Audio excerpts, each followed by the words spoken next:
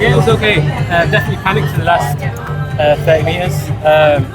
Path was a bit weird, like before the race, so I was like in like open mode, and I kind of panicked in that last little stretch.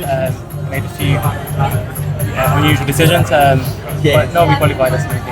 And I mean, top 2 finish. Was that the goal before you went into it? No, I wanted to win. I wanted to win.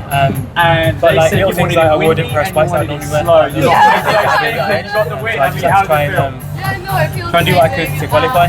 But again, yeah, disappointed with the way I executed. How did you find how you ran the race itself from start to finish? Was there anything? Sometimes it's harder running slow than it is running quick. At that pace, it's really awkward. We train to run quick, not to run that slow. So it's a bit of a weird one. Felt like a jog, and then we pick up. And then when you're trying to pick up, you've got like gunk in your legs. It's almost like sitting against a wall for 2 minutes. What changed this year? When you're in that crouch position, then they expect you to run, and it just feels weird. Feel heavy legs. And did you feel like you were drifting across to that last, as you're coming into the finish line, that little bit of contact, I think, possibly with Tom Keane behind you?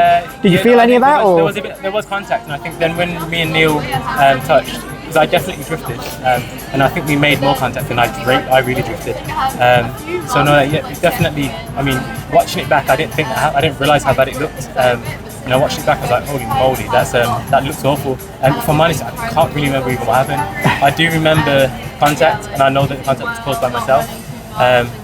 Yeah, I mean, I know on the screen it looks bad. From getting into the law. I mean, me and Neil spoke that before. When you're in it, you don't realise it's as bad as it is. So yeah, no, I apologise to Neil profusely, and really doesn't look good on TV, that's for sure.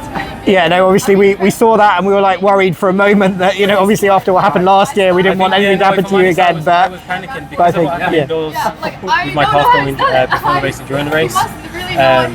Because of what happened last year with the trip. And last year I genuinely didn't even know Josh was there. This year I was actually when he was there, and I did feel myself being what was it like beating Lord? And then when we touched, I really did.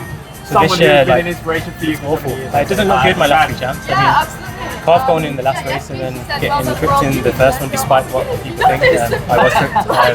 But yeah, that's what behind us now. I guess we move on, we keep working. Part of the plan.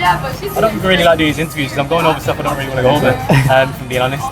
It's awkward. I feel pressure to make comments that I'll probably change my view in the next 5 minutes. So what I'm saying now, I think we should take a pinch of salt because my opinion is probably likely to change. Now to keep the moment, to keep of what's so happened. I need to watch it myself to see what happens. I can see you guys are collection for somebody to say something that might get me in trouble. I don't really know. I'm just watching that truth. Let's turn it into a positive though. I mean, you said you obviously came in for the win. You got the top 2 is what you needed, and with no Jake and George here, the pressure was really on, especially you and Neil, to get those top 2.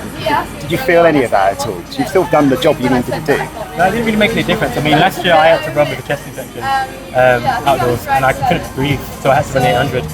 Indoors I ran with a calf tear. I just turn up, I race, I do what I need to do. I mean, granted, like Jake was there when, George just had an operation, so it's a difficult one, isn't it? I mean, he shouldn't be running.